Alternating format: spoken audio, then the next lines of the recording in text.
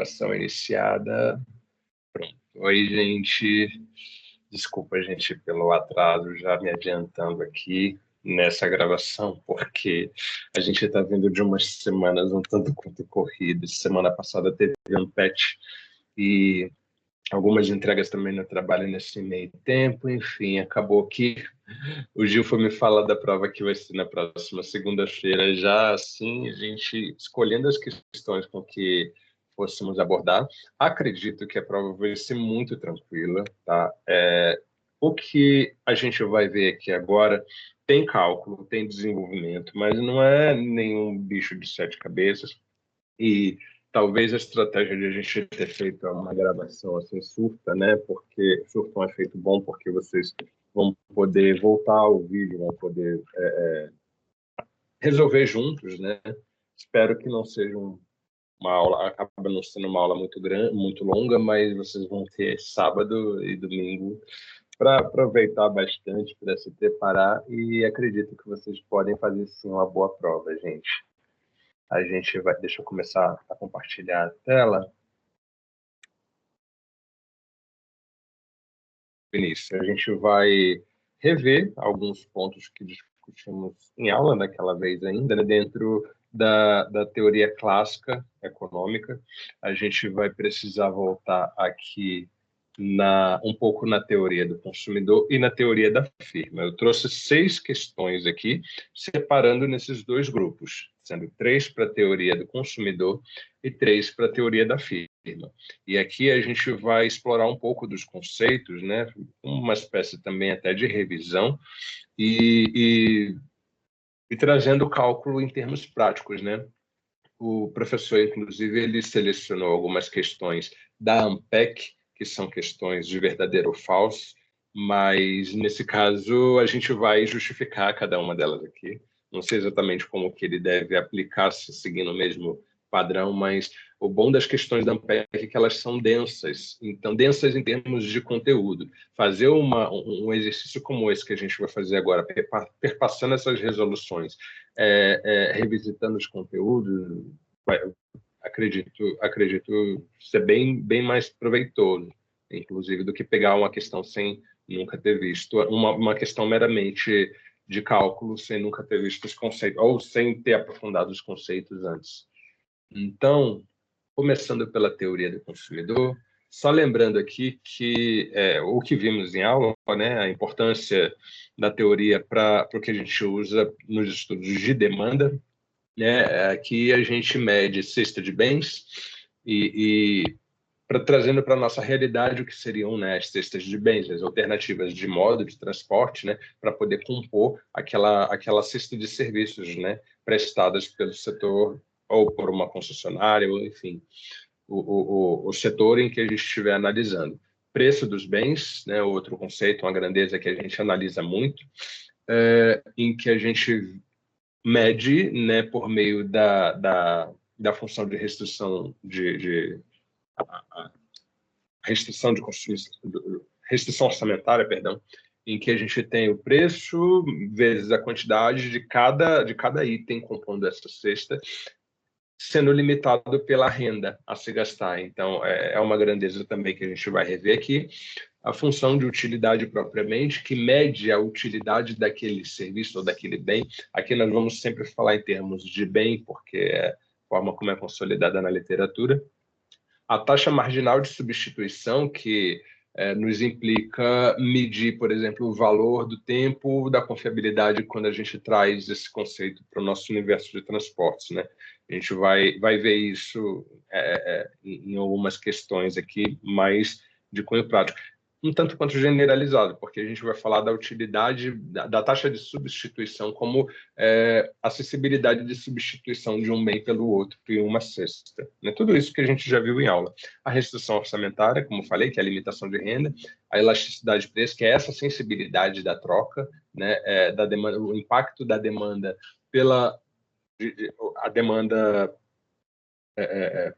a quantidade demandada daquele bem, variando conforme varia tanto o preço dele quanto de outros bens quando comparado. E o excedente do consumidor. Nesse caso aqui, a gente não vai abordar o excedente do consumidor nessas 3 questões. mas vamos lá, vamos para a primeira. Essa primeira ela é um pouco mais densa em termos de cálculo, mas vai ser muito bom a gente começar por ela, porque além de a gente revisar cálculo, né, a gente vai tentar esmiuçar um pouco aqui para quem talvez nunca tenha visto, ou quem não vem da área de exatas, né, a gente sabe que o nosso curso ele é multidisciplinar, mas a ideia aqui é fazer um passo a passo, tá, gente? Só para a gente ver como que esses conceitos eles são aplicados. Como eu disse, vocês vão fazendo junto comigo, podem acelerar o vídeo ou botar o vídeo mais lento, conforme a necessidade de vocês, mas a intenção aqui é a gente fazer passo a passo. Então, vamos lá. A primeira questão. Suponha que a função utilidade para cada consumidor individual é dada por... Aí ele coloca aqui a função utilidade. Percebam que a função utilidade ela é a utilidade daquela quantidade de bem, aquela quantidade demandada de bem. A gente tem dois bens aqui comparados, o bem cuja a demanda é Q1 e o outro cuja demanda é Q2. Né? Esse comportamento da utilidade é o que a gente vai analisar aqui. Cada um deles tem uma renda fixa, falando agora do consumidor, né? Cada um tem uma renda fixa de $100. Suponha que o preço de Q2 seja $4 por unidade e que haja 200 consumidores nesse mercado. Aí aqui a gente tem algumas afirmativas, algumas proposições em que a gente vai demonstrar aqui e avaliar se ela é certa, está correta ou se é errada. Primeiro, a taxa marginal de substituição do bem 1 pelo bem 2. Aqui ele está dando ela como Q1 sobre Q2. Mas vamos ver se realmente é exatamente isso. Então, para calcular, a gente precisa ter em mente o conceito da taxa marginal de substituição, que é definida como a inclinação de uma curva de indiferença. Vocês lembram da curva de indiferença, o mapa de indiferença? É que eu acabei não colocando o gráfico nessa questão, a gente vai voltar nele mais à frente, mas o comportamento da função em termos no cartesiano, a taxa marginal de substituição, ela implica a inclinação dessa curva. Então, a partir do cálculo diferencial, a gente tem, né, a derivada da função utilidade dada a variação de Q1, mais a derivada de Q2, mais a derivada da função U, variando Q2, a gente iguala a zero. Igualando a zero, a gente, em termos para a gente poder encontrar o limite dessa função, né? Igualando a zero, a gente pode fazer comparando uma com a outra. E, ao comparar, a gente consegue... Deixa eu botar a câmera aqui em cima. A gente consegue medir a utilidade marginal do bem 2 pelo bem 1 a partir da... Aqui.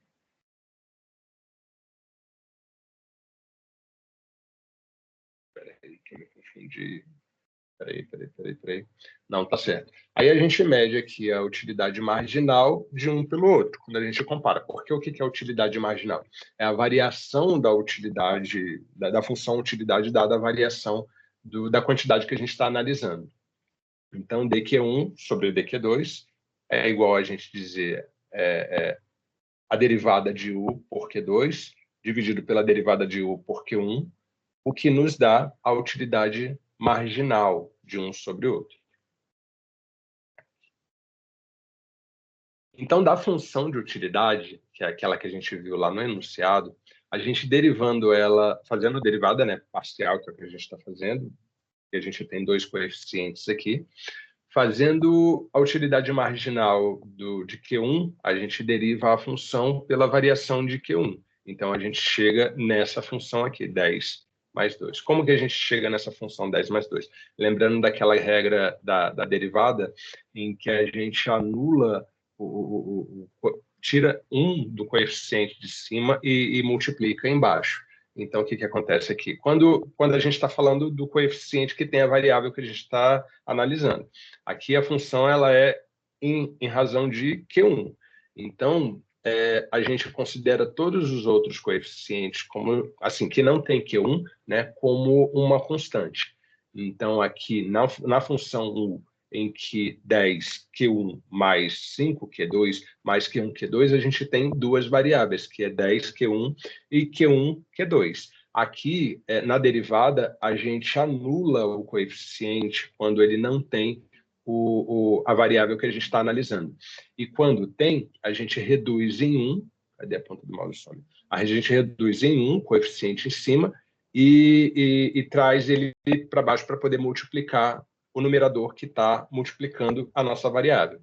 Então, a derivada nesse caso aqui, a gente tem 10, porque se a gente está tirando 1, a gente tem elevado a zero aqui, todo número elevado a zero é igual a 1, e 5Q ele é anulado, a gente tem Q1, Q2, a gente só repete o Q2 da mesma forma como fizemos com 10. Então, a gente tem a derivada, né, da utilidade marginal dada a variação de Q1. Mesmo vamos fazer com a Q2, a gente vai chegar na função 5Q, 5 mais Q1, né, que aqui a gente está derivando agora em razão de Q2. Dado isso, a gente tem a taxa marginal de substituição como essa utilidade marginal de um sobre a utilidade marginal de outro, como a gente viu, né, na demonstração anterior. Então, aqui a gente tem esse formato da taxa marginal de substituição, e não a forma como ela foi colocada aqui na questão. Percebe? Sendo assim, a gente tem uma questão falsa. Beleza. Os bens 1 e 2 são independentes entre si. Os bens eles são independentes quando se aumenta a quantidade eles não são independentes, perdão, quando se aumenta a quantidade de um dos bens e a utilidade marginal do outro também aumenta. Ou seja, a gente faz a derivada da utilidade marginal dada a variação da utilidade marginal de Q1 dada a variação de Q2, a gente vai ter o mesmo para a variação da utilidade marginal de Q2 dada a variação de Q1, que é igual a 1, porque eles não vão ter correlação, né?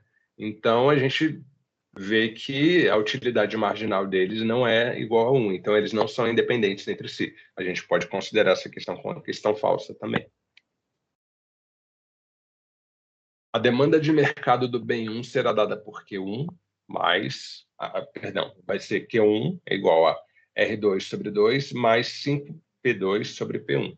Essa questão é um pouco complicada porque a gente vai precisar tratar a função utilidade como a função de demanda, que é o que? É trazer toda aquela função, inclusive da restrição orçamentária, em função de quê? Para a gente encontrar, né, a função de demanda para aquela cesta que a gente está analisando. Então, a gente vai entrar em um conceito de maximização aqui.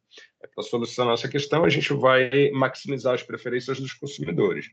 A gente pode observar que a função utilidade, que representa as preferências dos consumidores, ela mostra que é possível ocorrer soluções de canto. A gente vai ver o que é solução de canto aqui, onde uma das duas variáveis é nula.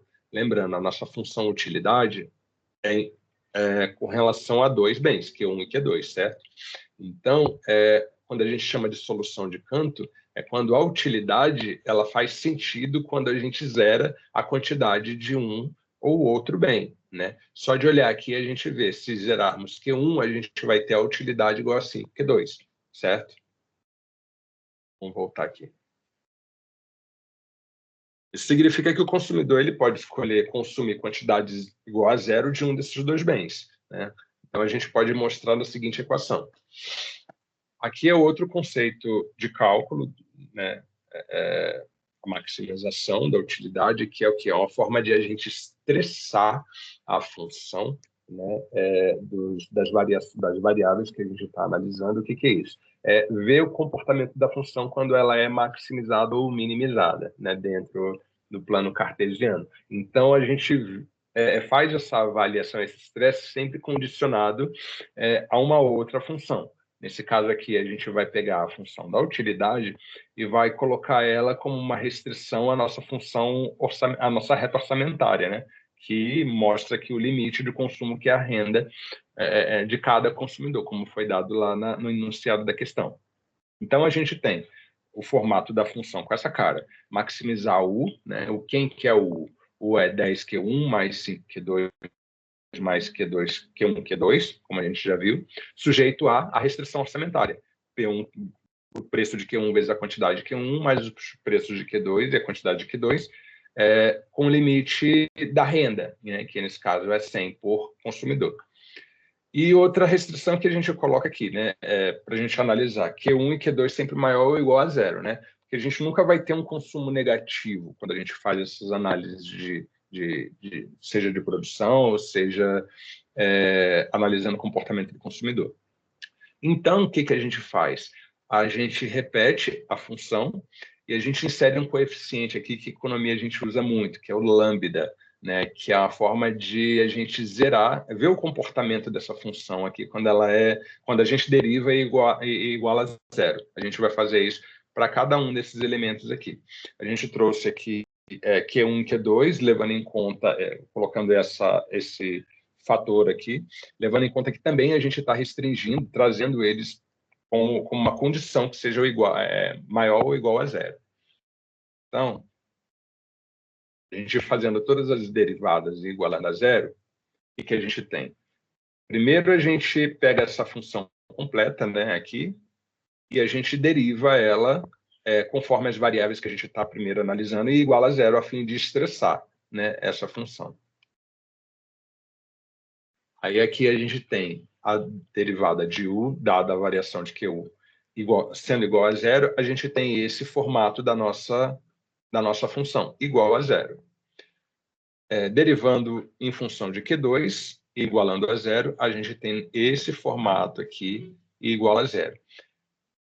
Dito isso, a gente consegue fazer algumas comparações. Depois a gente faz a mesma coisa com o lambda, né? Faz a variação dado o lambda, a gente vai repetir aqui a função da restrição orçamentária. Fazendo, e a derivada aqui nesse caso de tanto que 1 que 2 vai ser igual a zero, né? Na verdade, aqui a gente está considerando eles como igual a zero, né? Dito isso, a gente consegue analisar 3 casos de maneira distinta. No primeiro caso, é o que chamamos de solução interior, em que Q1 é maior que zero e Q2 maior que zero. Então, a gente tem aquelas variáveis que a gente aplicou iguais a zero, para a gente analisar só a função. Lembra, gente, a gente está aqui vendo a demanda de mercado. A gente está tentando encontrar a função de demanda, a função de Q1, nesse caso específico, para verificar se essa afirmação aqui ela é correta ou não.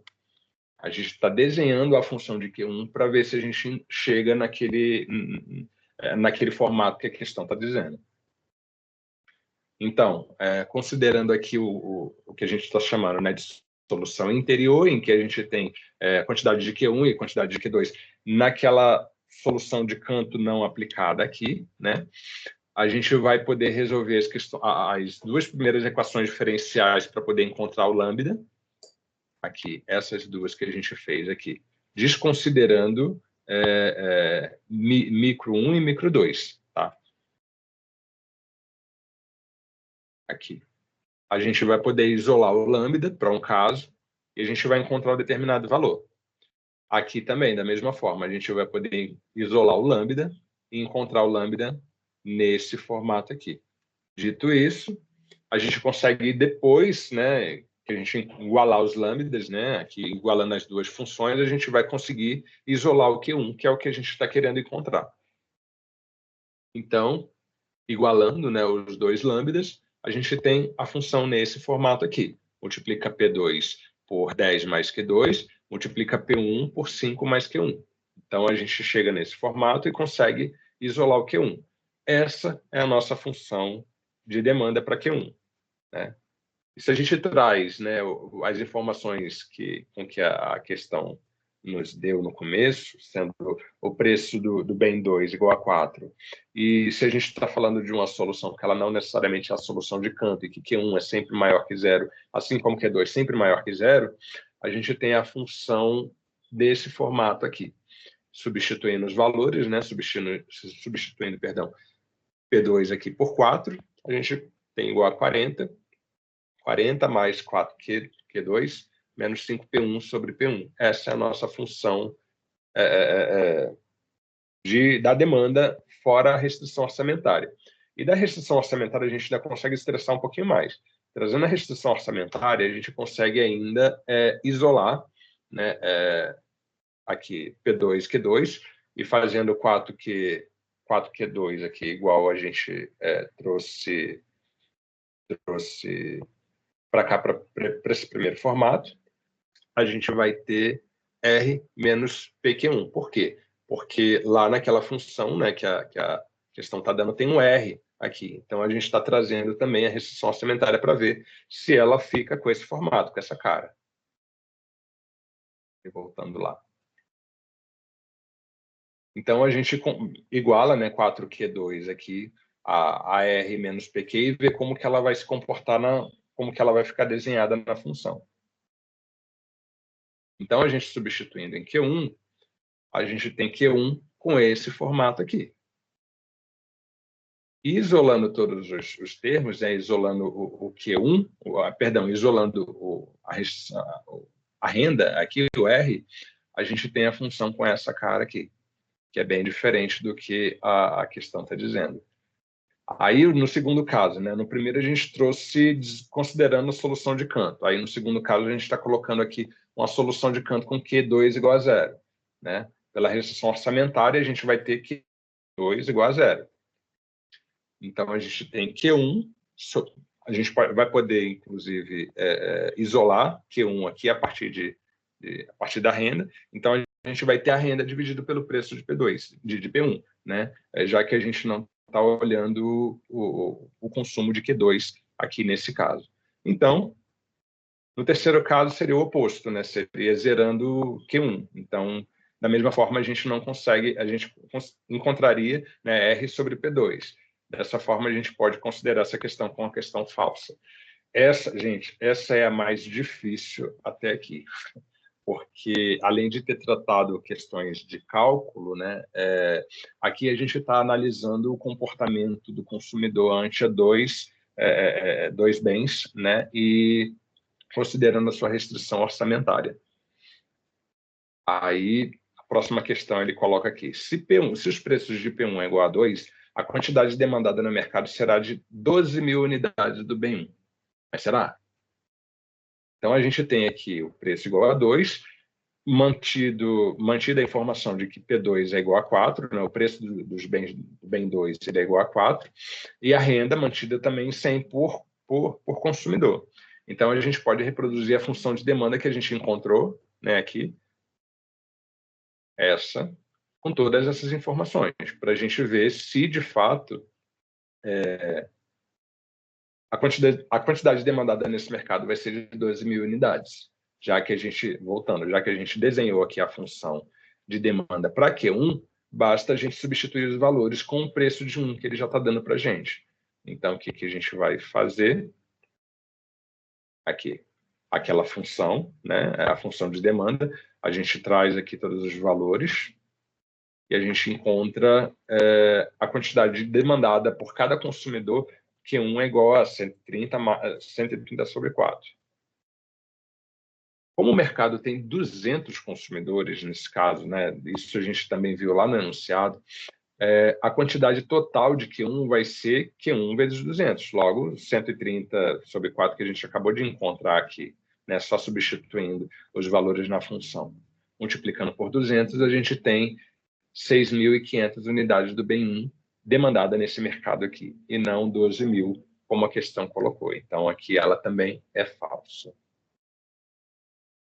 Aí, agora, outro conceito legal, sobre bens que são substitutos líquidos. Ele coloca aqui, o bem 1 e bem 2 são substitutos líquidos. Mas o que são os bens substitutos líquidos? Né? Eles, em microeconomia, se baseiam no efeito de substituição de Hicks, que fala sobre uma variação do bem 1 impactando na variação do bem 2, uma variação compensada cruzada entre os bens analisados. Então, eles podem ser substituídos, assim, a grosso modo, né? A gente consome manteiga ou margarina. Então, a gente tem um efeito de substituição de um pelo outro. Quando a gente aumenta o preço da margarina, as pessoas tendem a consumir mais manteiga e vice-versa. Aí isso quer dizer que os bem 1 e 2 são substitutos líquidos se o aumento do preço do bem 2 leva a um aumento na demanda compensada pelo bem 1. Esse efeito compensado que é o que caracteriza a substituição líquida, certo?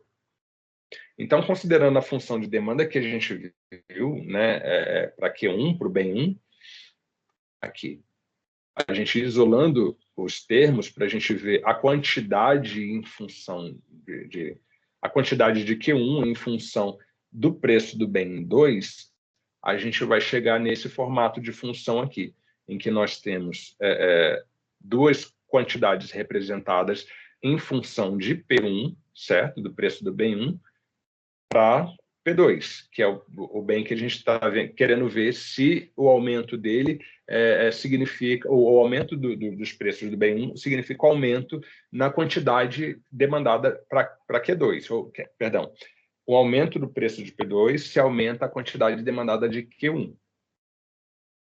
Então, destrinchando, a gente pode fazer essa derivada aqui por P2 para a gente ver o quanto que a variação de Q1 pode ser impactada pela variação de P2. A gente faz uma derivada parcial aqui, de Q1, Q2 a gente vai encontrar essa função. E o que quer dizer? Que assim como os valores de Q2 e P1 são sempre positivos, né, a gente nunca vai ter preço negativo ou quantidade demandada negativa nesse mercado, a gente consegue ver o efeito da variação da demanda compensada de um pelo outro, ou seja, a variação de uma unidade do preço de Q2 impactando essa dimensão na quantidade demandada de Q1.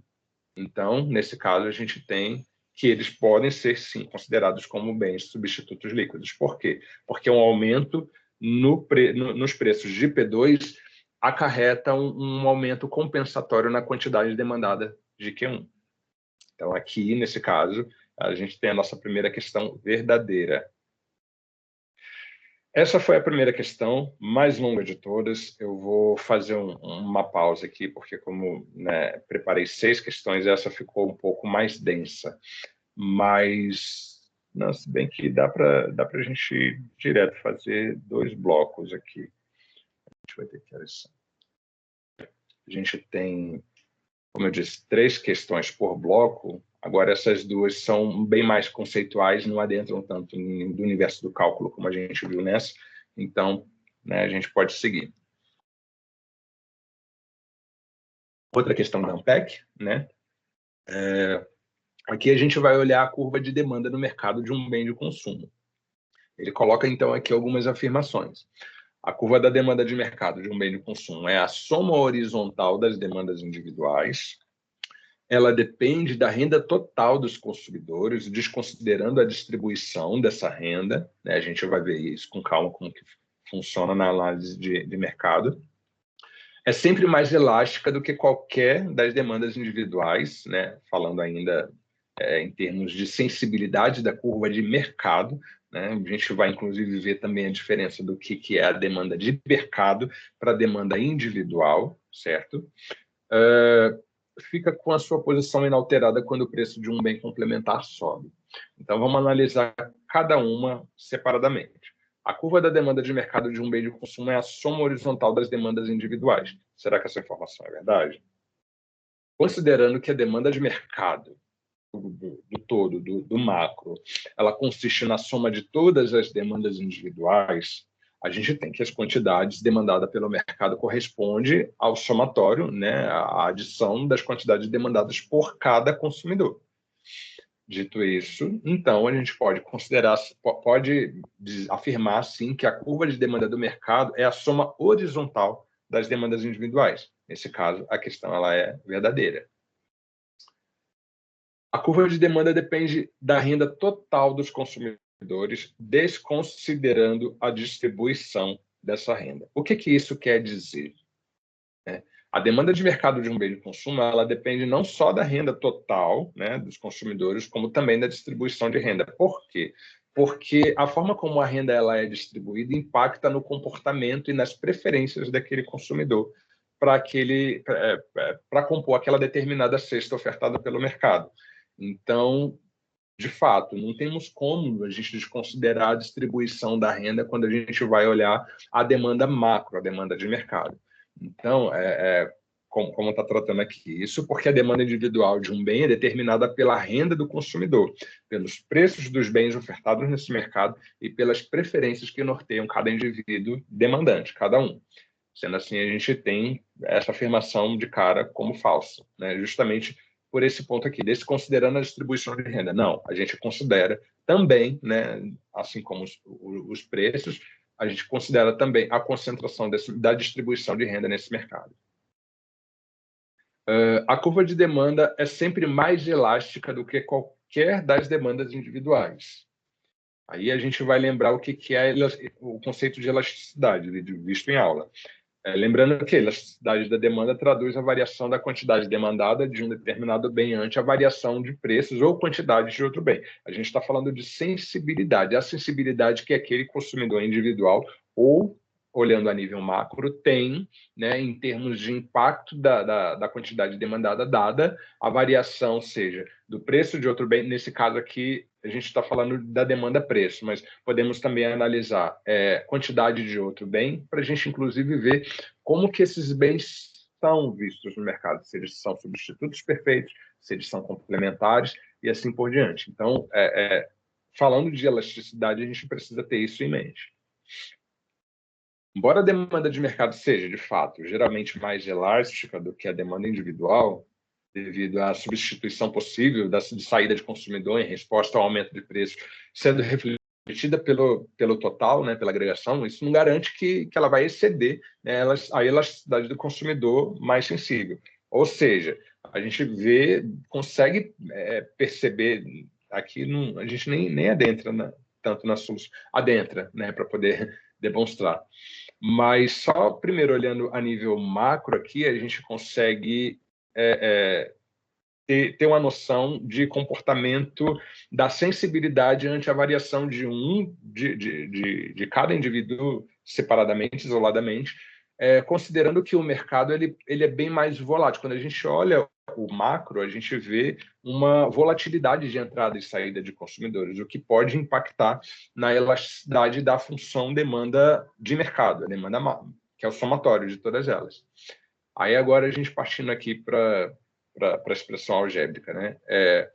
Lembrando, a elasticidade ela é a variação, a elasticidade que a gente vai chamar aqui demanda preço Q1, né? Ela é a variação da quantidade demandada de D1 dada a variação dos preços de Q1. A gente está olhando só para o bem 1, né? Na verdade, aqui a gente está falando da demanda de mercado, é o somatório total, em que a gente tem o coeficiente S1 aqui, que implica na participação daquele indivíduo. Então, essa função aqui ela é uma função mais macro, tanto aqui que a gente está olhando o I, né? A variação de QI dado os preços de QI.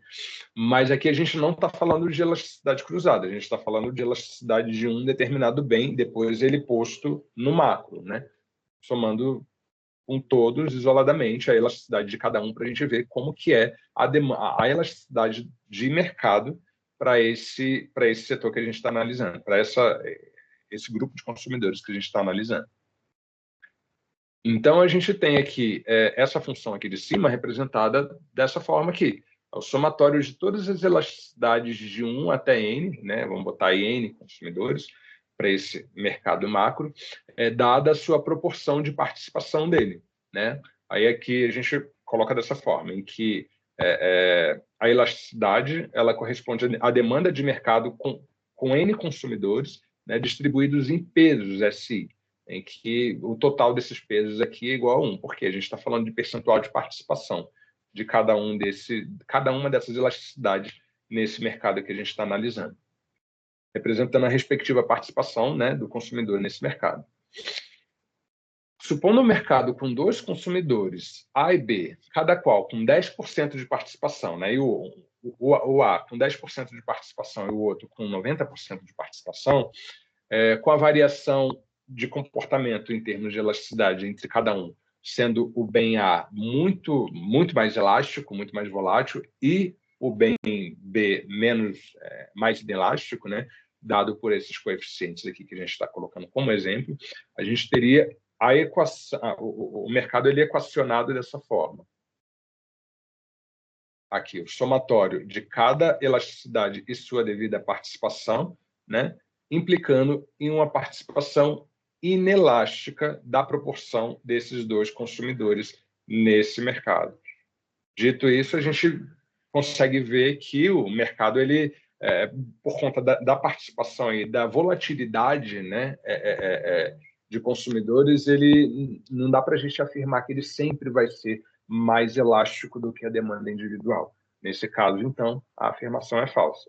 Aí aqui, percebe-se, então, que devido à participação de mercado de cada demanda individual, a elasticidade do mercado, no exemplo, foi verificada como inelástica, sendo assim uma afirmação falsa. Agora, a última questão, acho que essa é a última, a questão 2. A curva de demanda de mercado de um bem de consumo fica com a sua posição inalterada quando o preço de um bem complementar sobe. O que isso quer dizer? Né? Por definição, bens complementares, diferentes do que a gente viu que são substitutos, eles têm uma relação de dependência, como, por exemplo, o consumo de combustível e de automóveis, né? A gente tem o bem principal, que é o automóvel, e o bem secundário, vamos dizer assim, que é o combustível, né? A gente não consegue ver um mercado funcionando sem esses dois bens consumidos conjuntamente. Então, por definição, bens complementares são consumidos conjuntamente. Aí dei o exemplo aqui, café, açúcar, veículos e combustíveis, etc. Então, se ocorre um aumento no preço da gasolina, né, como um bem complementar, o custo de possuir um automóvel ele aumenta. Então, a gente reduz o incentivo dos consumidores de automóvel a partir do aumento dos preços dos combustíveis. Então, a gente tem uma relação de impacto direto de um aumento dos preços de um determinado bem sobre a quantidade demandada de outro bem. Então, essa redução na demanda pelo bem principal, no caso, o veículo do nosso exemplo, faz com que a curva de demanda de mercado se desloque para a esquerda. Aqui eu não trouxe o gráfico de demanda e mercado, mas aquele em que a gente tem um X, assim, né, que a inclinação na diagonal é a demanda e a que está positiva ela é a oferta. A gente vê um deslocamento da curva de demanda para menos, ou seja, para a esquerda. Por quê? Porque a gente está vendo um impacto para menos na quantidade demandada daquele bem, dado o aumento dos preços do outro bem. Então, para que os dois bens sejam complementares, a derivada parcial da quantidade demandada do bem 1 em relação aos preços do P2 deve ser sempre negativa. Então, a gente faz a derivada da função de demanda, né, para Q1 por Q2, e vê se ela é negativa, né, se é menor do que zero, para a gente ver se, de fato, esses dois bens eles são mesmo complementares. Se o preço do bem 2 sobe, então a variação dele é zero. Com a variação de Q1 dado Q2 negativa, a variação na quantidade demandada fica aqui. A gente tem negativo multiplicando por positivo, né, porque a gente está falando sempre do aumento, né, de preços aqui. Então, essa variação de Q1 aqui a gente pode entender como negativa. Sendo assim, a gente não tem como dizer que a curva de demanda ela fica com a posição inalterada quando o preço do bem complementar sobe, porque ela se desloca para a esquerda. A tendência é realmente vermos um impacto para menos na quantidade demandada do bem do bem complementar, né, que não teve seus preços aumentados. Isso significa que a questão também é falsa. Agora, a última questão desse bloco aqui, eu vou fazer em 2 vídeos que vai ser melhor. Um bloco para consumidor, para a teoria do consumidor, e o outro para a teoria da firma. Apesar da teoria da firma me parecer mais rápido do que esse. Esse foi o mais denso em termos de cálculo, principalmente na primeira questão. Mas essa terceira questão aqui, que fala sobre a teoria ordinal do consumidor, né? A gente vai adentrar um pouco aqui em conceitos da teoria de preferência. A questão diz, na teoria ordinal do consumidor, também chamada de teoria das preferências, pode-se afirmar que A quantidade total de dois bens é dada pela soma da utilidade de cada bem. A gente vai voltar aqui à função utilidade para esse nosso exemplo, para a gente ver o comportamento, certo, dela. Se a cesta de bens A é indiferente à cesta de bem B, dos bens B, e simultaneamente preferida a C, enquanto B é indiferente a C, então há um cruzamento das curvas de indiferença. Aqui a gente vai explorar aquela relação transitiva ou não das preferências de um bem. Por exemplo, se um bem A ele for preferível, né, a B, e B for preferível a C, a gente, pela propriedade de transitividade, considera que o bem A ele pode ser preferível também a C. Né? Isso a gente vai ver explorando essa questão para ver se há um cruzamento de curva de diferença, dado essa condição que ele colocou aqui. O indivíduo atinge um ponto de utilidade máxima, ou seja, um ponto de saciedade global, se puder consumir quantidades crescentes de cada bem. Vai ser legal também a gente explorar essa afirmação aqui para a gente ver sobre a tendência de consumo no mercado pela ótica dos clássicos. Né? Uma curva de indiferença está associada a um nível único e inalterável de utilidade. Então, essas são as 4 afirmações da questão que a gente vai ver cada uma delas. Na primeira, a utilidade total de dois bens é dada pela soma das utilidades de cada bem. Então, a teoria ordinal ela foca na ordenação, né? Na classificação em ordem das cestas de bens preferidas pelo consumidor. A gente estabelece um grau de ordenamento entre cada cesta. E não na quantificação exata da utilidade, ou seja, naquela função de utilidade, a gente não está quantificando em termos unitários a utilidade do consumidor para aquele determinado bem. A gente está, na bem da verdade, estabelecendo um grau de priorização, entendendo o número somente como um indicador. Então, esse é o cerne da teoria ordinal do consumidor, que é a teoria das preferências. Então, nessa teoria, a utilidade total ela é representada por uma função de utilidade, x1, x2, que apenas atribui um valor maior às cestas preferidas. Então, a gente, como eu disse, está falando de ordenamento. Sendo assim, né, se a utilidade fosse apenas dada pela soma de x1, x2, por exemplo, a utilidade do bem mais a utilidade do B2, a gente estaria falando de bens substitutos perfeitos com uma taxa marginal sempre constante de substituição um pelo outro. Sendo assim, né, embora essa seja uma forma possível de a gente medir também a utilidade, ela é só um caso especial da teoria. A forma mais geral e comum da representação, como aí eu trouxe até o Cobb-Douglas, que a gente também viu em aula, só como um exemplo, ou quase linear, ela não é aditiva. Tipo, a utilidade ela é uma função de produto ou a combinação não linear de cada utilidade. A soma simples da utilidade é uma característica da teoria cardinal da utilidade. Foi a primeira teoria que embasou a teoria das preferências do consumidor, onde se acreditava que a utilidade poderia ser medida e somada em unidades chamadas úteis. Né? Isso aqui é só uma curiosidade em termos de arcabouço teórico para a gente ver a base, né, de tudo isso que a gente está explorando aqui.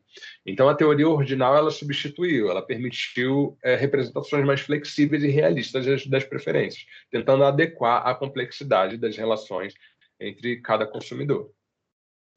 Sendo assim, tudo isso para a gente caracterizar essa afirmação como falsa, né? A utilidade total de dois bens sendo dada pela soma das utilidades de cada um desses bens. Não. Nesse caso aqui, a gente vê na teoria ordinal que não é pela soma de cada utilidade individualmente, assim pelo ordenamento, né, das cestas preferidas para aqueles consumidores. Se a cesta de bem A é indiferente a B e simultaneamente preferida a C, enquanto B é indiferente a C, então há um cruzamento de curva de indiferença. Aqui dá até um trava-língua, né? Porque a gente já parte do pressuposto da transitividade, como aquele que eu expliquei, em que se a gente tem o bem A preferível a B, o bem B preferível a C, automaticamente a gente percebe o bem A preferível ao bem C. Né? Isso pelas propriedades da transitividade, uma das propriedades da composição de cestas de bem.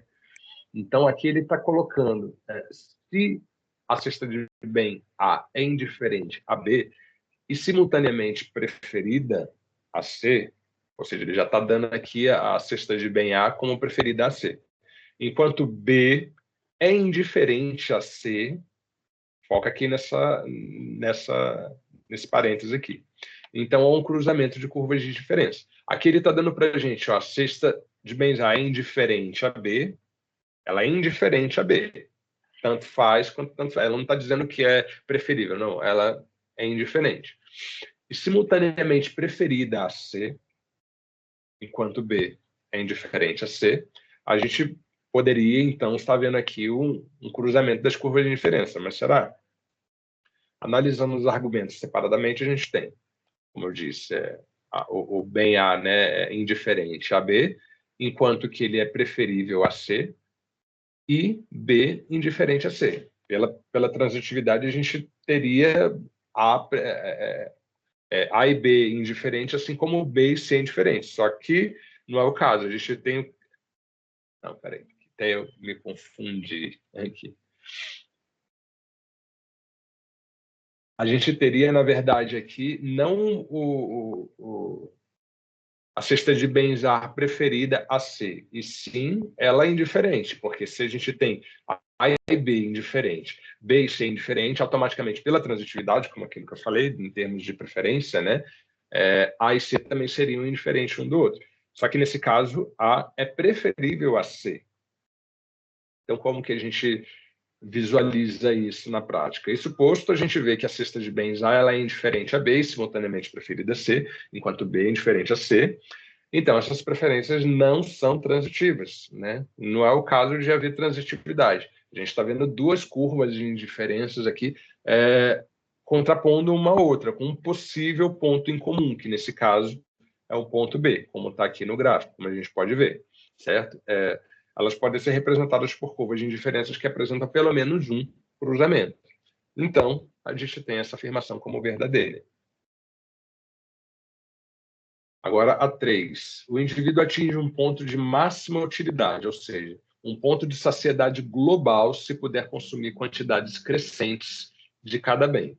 Será? A gente está falando aqui que o consumidor ele chega a um nível ótimo de quantidade dele. Ele pode consumir tantos bens dentro da sua restrição orçamentária, né, a ponto de chegar um momento em que ele não quer consumir mais nenhum dos bens. A gente sabe sobre a taxa marginal de substituição dos bens como uma grandeza decrescente, né? Ou seja, cada vez que ele consome mais, ele tende a consumir menos de quantidade a mais, né, daquele bem. Assim. É uma taxa marginal decrescente, mas será que chega um ponto de saciedade que ele não quer consumir mais? A teoria embasa isso? Vamos lá, na teoria, supõe-se que a utilidade de um indivíduo ela não atinge, né, um ponto de saciedade global. Ele, se puder consumir quantidade crescente de cada bem, ele consome. Por quê? Porque um dos axiomas que a gente tem é quanto mais puder ser consumido, melhor. Então, quanto mais puder ser consumido, entende-se em termos, inclusive, de qualidade desse consumo. Né? Se ele tiver condições de pagar o preço daquele consumo, se estiver dentro de sua restrição orçamentária, quanto mais ele adquirir daquele bem, melhor. Esse é o pressuposto da teoria do consumidor, é um axioma. Né? Então, a gente tem isso como chama de axioma forte. Né? Aqui está dizendo isso porque na teoria das preferências, ela se baseia no axioma de não saciedade forte, ou monotonicidade, né? Que é o termo técnico, para designar o quanto mais melhor. O que quer dizer que o consumo de mais quantidade de determinado bem é sempre preferível a menos. Né? Ele só vai optar por não consumir mais a partir do momento que ele não tiver condições de arcar com aquele preço. Né? Então, como está dizendo aqui, enquanto a utilidade marginal de um bem individual é geralmente decrescente, como aquilo que eu estava falando, a tendência é ele consumir menos, mas ele sempre vai querer consumir um pouco mais daquele bem, por conta da não saciedade, do princípio da não saciedade. Quanto mais, melhor. Então, aqui, a satisfação adicional de consumir mais uma unidade diminui, mas a utilidade total continua a aumentar enquanto houver possibilidade de consumir mais de qualquer bem. Ou seja, estando dentro da restrição orçamentária, o cara vai querer sempre consumir por conta disso. Quanto mais se consumir, melhor. Logo, um ponto de saciedade global, que é o que está dizendo a questão aqui, onde a utilidade marginal de todos os bens é zero, por mais que a tendência é que a utilidade marginal ela seja decrescente, ela nunca chega a zero. Ela só atinge zero se o consumidor não desejar mais nenhum bem, o que viola o axioma fundamental da não-sociedade. Nesse caso, então, a afirmativa pode ser, é falsa, né? Não é pode, ela é falsa. Por último, uma curva de indiferença está associada a um nível único e inalterado de utilidade. Será? O que isso quer dizer? A gente está falando aqui, uma curva de indiferença está associada a um nível único e inalterado de utilidade. Lembrando das curvas de indiferença, a gente tem um exemplo aqui de duas. A gente tem duas que se cruzam, certo? Essa que é a curva de indiferença, porque ao longo dessa linha, a quantidade de x1 e x2 consumida por esse indivíduo, ela o mantém saciado, né? Então, essa linha limítrofe é uma linha que caracteriza a saciedade desse consumidor, dada a quantidade de cada um desses bens. Isso é o que caracteriza a curva de indiferença, certo? Então, vamos voltar lá. O que diz a questão? Como as preferências são ordinais, lembrando aquilo que a gente abordou também lá no começo, a gente não está falando de somatório de utilidades, e se estabelecendo um grau de priorização, né? O que importa é a ordenação e não a escala de valores atribuídas à curva de indiferença. O número atribuído a uma curva de indiferença não é inalterável, logo ele pode ser alterado por qualquer transformação monotônica, em termos de comportamento, sem mudar o mapa de indiferença. O que é inalterável é a ordem das curvas, né? Ou seja, aqui, deixa eu voltar lá no gráfico.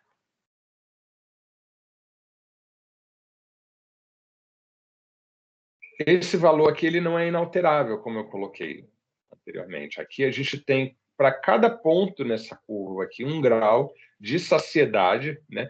Aliás, o grau máximo de saciedade e de consumo desses bens. Para baixo dessa curva, a gente teria desutilidade aqui no consumo desses bens. Agora, dentro dessa linha aqui limítrofe, a quantidade de x1 ou x2 na composição de cada cesta correspondente a cada ponto dessa curva, ela caracteriza um grau de saciedade. Por isso que a gente tem a afirmação como falsa, pelo rigor da teoria ordinal. Gente, eu vou pausar o vídeo por aqui. Ficou bem grande, 1h20. Então, acredito que mais 1 hora de vídeo a gente perpassa por 3 questões. Lembrando, acredito que o professor deixou uma lista de resolução de questões da ANPEC nesse mesmo padrão, e com todas as resoluções. Não sei se ele deve seguir o mesmo rigor, colocar questões da ANPEC nessa prova. Acredito que ele deve tratar bem mais com questões conceituais do que com cálculo propriamente. A gente desenhou aqui partindo do mais difícil, para a gente entender a teoria na prática, certo? Então, acredito que não sejam essas questões exatamente que sejam cobradas na prova, mas aqui a gente está podendo fazer todas elas juntos. Eu espero que vocês estejam também escrevendo, né, à medida que a gente vai explicando aqui. E toda e qualquer dúvida, havendo tempo, a gente está disposto. Vocês podem entrar em contato comigo. Tem um sábado e domingo inteiro. Eu vou estar à disposição, tá bem? E é isso. Vou fechar esse bloco aqui e abrir um segundo. Até já. Parar a gravação.